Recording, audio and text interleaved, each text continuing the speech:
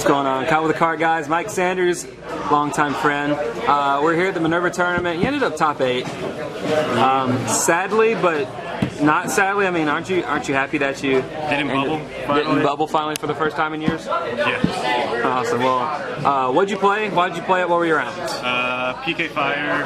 I've been playing it since like it was pure PK. Yeah. It's the most consistent deck. And I don't know, it's able to abuse like the best traps right now against like the format, so which is obviously anti-spell. All right, so you're X11 in Swiss. Let's see this deck here. So standard. The monsters are fairly standard. No, actually not really. PK engine. Did you like this particular ratio? Because I see a lot of people like... A lot of people only play one of this. Some, I guess, only play one of this, but mainly I see one of this lately. I don't know why, because this card is literally any of the Phantom Knights, along with the traps. And so it just can extend plays, and it makes it more consistent on the milling. So that's usually been my ratio for like the longest time. BAs, 2 Seer. I only play 2 Scarm. It's, I don't know, I've never been a fan of 3. I hate milling, like 2 of them are opening 2 of them, and yeah, I don't know. 2 Farfa, the 1 Graph, Alec, Barbar, and Calcab. I don't like Rubik at all. I know like Virgil can be great and all, but it fucking sucks in your hand. And I'm not a fan of Libic. I took it out after YCS Houston because it didn't do anything for me, and it still hasn't. The only hand traps, 3 Valor. This is the best one? Yeah, Maxi's awful right now. Yeah. Unless it's obviously like the mirror match. Because Cosmo can just stop pretty much whenever, Monarch can stop whenever, and Pepe can stop whenever. And even the mirror can sometimes stop if they need to. Yeah. BLS. How did this work? I mean, it didn't do anything until probably maybe the final 2 rounds. Definitely the final round to get me in the top 16. Opponent, I had Fogblade on his core beige, and he had a Dante in defense. And I needed a light in my graveyard. I sided out the Valor, so the only way was to like Dante and Beatrice engrave. But I ended up going into Giga Brilliant, core beige, and baiting out his Fogblade, then dropping the BLS, and it stayed on the field for like 2 turns and ended up banishing everything he had. Awesome. So, yeah. So that's the monsters. I think it's 26. Spells are the most standard things. The 5. Full Shrouded, Triple Twin Twister? Yeah, nothing else is needed. Traps. You like Wing? Wing is... So it can give you extra combos, because gloves can send it to the grave if you already have a Fogblade and stuff, and give you more plays. It can stop Cosmojo, depending on what they're destroying. If they're destroying something that can be targeted, then you can just wing their target, and Cosmojo fizzles. Stops Ignister by doing it same thing like Cosmojo. Stops Volcasaurus, whole bunch of stuff. And then if you do this on a Pilgrim against Cosmo, you like win for the most part. 3 anti-spell and 3 drowning. How did this trap ratio work for you today? Or in general? It was good. I didn't brick until top 8. Unless I want to consider drawing to Tekken Borg at brick, but it wasn't. Which I only drew I think 2 or 3 times. But I never clogged until top 8. And even then it wasn't cloggy, he just had the Twin Twister for the anti-spell. Okay. So. What about this side and extra real quick then? We'll do extra. Extra 3 Dante, 2 Beatrice. I always like 3. It's just so hard to find room. The 1 Pilgrim. Did you miss the second one at all? Did you ever have that opportunity to come up where you did the second one? No, I actually probably only went into them 2 or 3 times today because I played 6 Monarch matches. So he just got Stormforth for the most part. Yeah, so it didn't, and I think I've only tested it a couple times where I needed the second one. So okay, you can always recycle it if need be. 2 Leviair. I know a lot of people only play 1 now.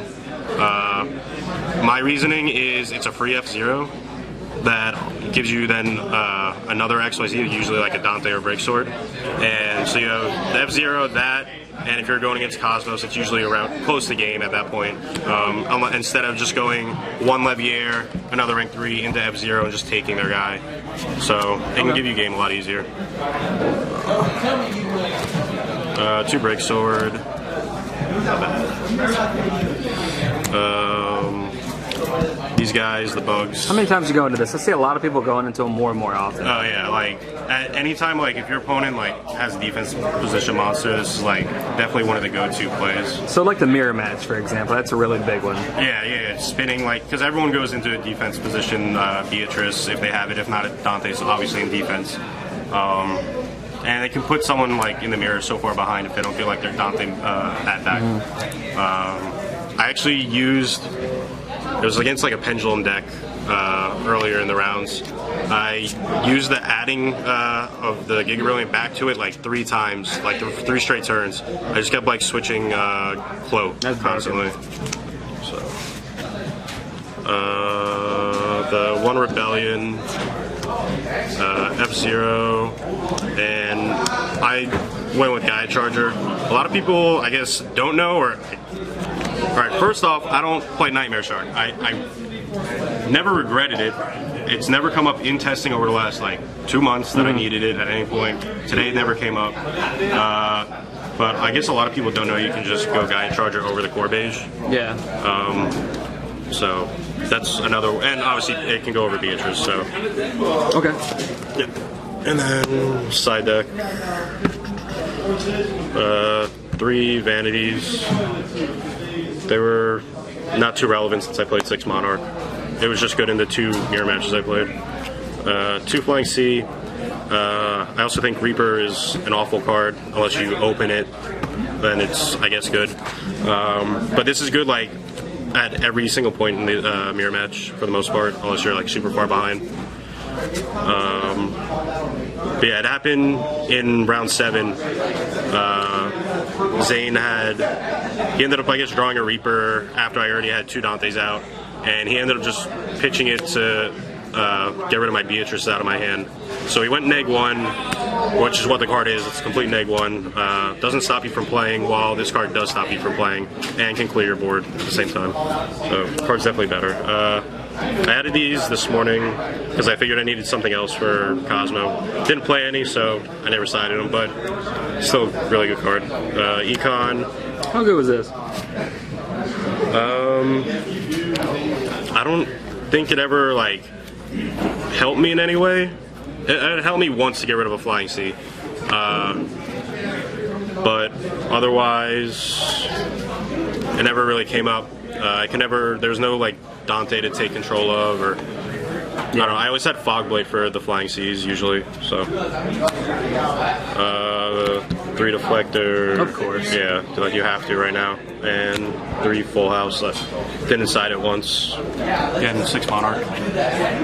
So your matchups were literally 6 Monarch and 3 BA? It was round 1 was Monarch, round 2 was Monarch, round 3 was Pendulum, Dynamis type deck. Oh, that deck, yeah. Yeah, then round 4 and 5 were Monarch, and then 6 and 7 were mirror match, and then top 16 was Monarch, and top 8 was Monarch. So, well, so going into Nats, we got Nats, what, 2 weeks away? 2 weeks. Is that what you expect all your rounds to be like? Is BA Monarch, Pendulum? I honestly expected like more Pepe. I mean, obviously on a larger scale tournament, you're gonna see more like variety. I thought there were a lot of Pepe here. I guess there weren't too many. And the fact that I didn't play any Cosmo either was a little upsetting because I love the Cosmo match. But yeah, I do expect to play Monarch in the mirror, probably the majority, because they're the 2 best decks for sure. Of course.